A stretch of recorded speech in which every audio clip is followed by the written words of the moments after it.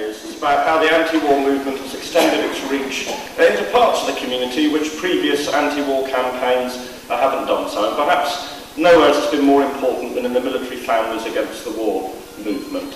Very courageous men and women with members of their families serving in the armed forces, often tragically bereaved as a result of these wars. So it's an honour to invite to speak to you a representative of military families against the war who lost her own grandson in Afghanistan. Will you please give a very warm welcome to Joan Humphreys.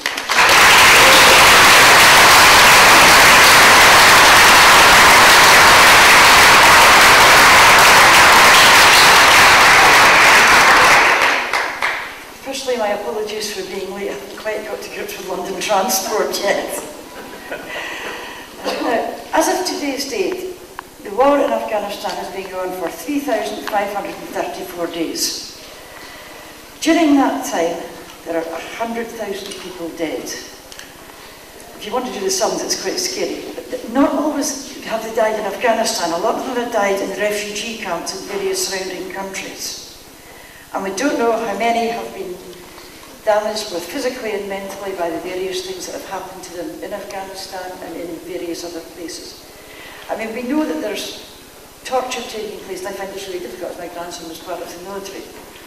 But we do know there's a certain amount of torture, their houses get, people are sitting in their homes, people come in, they threaten them, they scare them, and this is all encouraged by the American and British governments. I don't really think the soldiers themselves, the ones I've spoken to, are very happy about it, but it's a job that they have to do, they feel. I mean, lots of them have joined the army as economic conscripts. We do say we don't have conscription in this country. Well, yes, we do. I mean, a young soldier joining in gets told about how much money he's going to have when he joins the forces. It's about £16,000 a year, which is an awful lot more than you'd probably get in a civilian job. But they work 24 hours a day for the army, so they're paid considerably less than the minimum wage. And the kids listen to the recruiting people who go into the schools and watch the TV adverts about all the nice things that's going to be there for them, and a lot of them are true. They do have the camaraderie, and that's what made my grandson stay in the forces. They get told they get sport, that's also true. They get told they'll get travel, again, very true. They just don't get told that they could get killed or maimed or have to kill other people.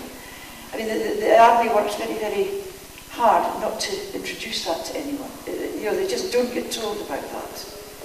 When they get their training films before they join, they get showed them during the training, sergeant majors, sergeants, so yelling at them, but they don't ever show bodies. Bodies of British servicemen, bodies of American servicemen, bodies of Afghani women, children and men. And I think that should come first before anything else during the training of the military. We went into Afghanistan on lies, as everyone knows. There was financial reasons, the BAE in particular, and also the Carlisle Group. Now, John Major, until 2005, our ex-Prime Minister, was chairman of the Carlisle Group. It was amazing. Until then, he totally supported the war. The minute he stopped making lots of money and left the chair of the Carlisle Group, he suddenly began to oppose the war. Also in the Carlisle Group, both Bushes, George Bush Jr. and Sr. were on board. They are still on the boards of that company, of the Carlisle Group. So they're making millions. The war is necessary for them, to continue to increase all the money they have. We attacked, like the other thing I were told, Bin Laden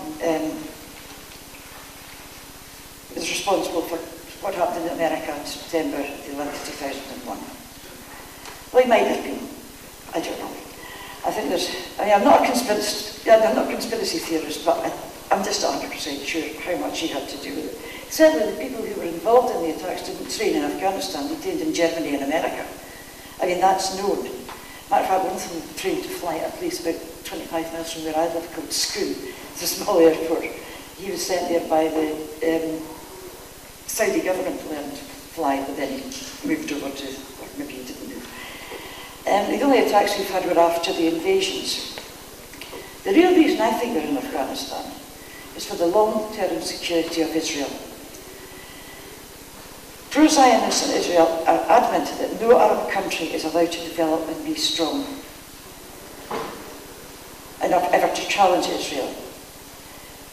I mean, it's not that there's oil or anything in Afghanistan, so it's not the usual reasons. But I think I know the Zionist lobby in both the UK and USA determine the Middle East policy. There's no doubt about that. Then there's America, which sees itself as so important to act as it wants. Do you know, since 1945, America have bombed 21 countries. Now, that's an awful lot of war, an awful lot of deaths, and we don't get all those deaths. I mean, they're responsible for genocide, to be quite honest. That's what they're doing, it is genocide. I mean, they've done China, Lebanon, Libya twice. This is the second time they've bombed Libya. And I think they should stop supporting, and we should stop supporting corrupt governments, including Karzai, and also supporting those who sit in Knesset. I mean, and the Americans also called Nelson Mandela a terrorist. Sorry, but I'm of the opinion the only terrorists involved in this now are the British and American governments. Western terror is the most dangerous thing.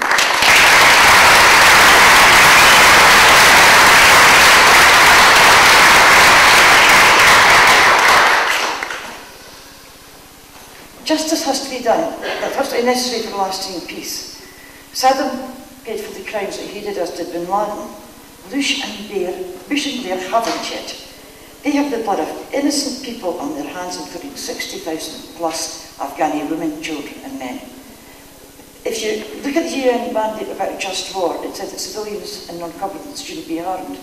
Well, that doesn't seem to count an awful lot to the Americans or the British. The attacks on Afghanistan, the bombing, etc. is going on. I mean, industry, agriculture, the infrastructure is totally destroyed. Government buildings, factories, bridges, laboratories, libraries and museums have been looted, burned and destroyed. Now, this is supposed to be from intelligent Western people who are sort of trying to save supposedly uneducated Afghanis. It's just not the case.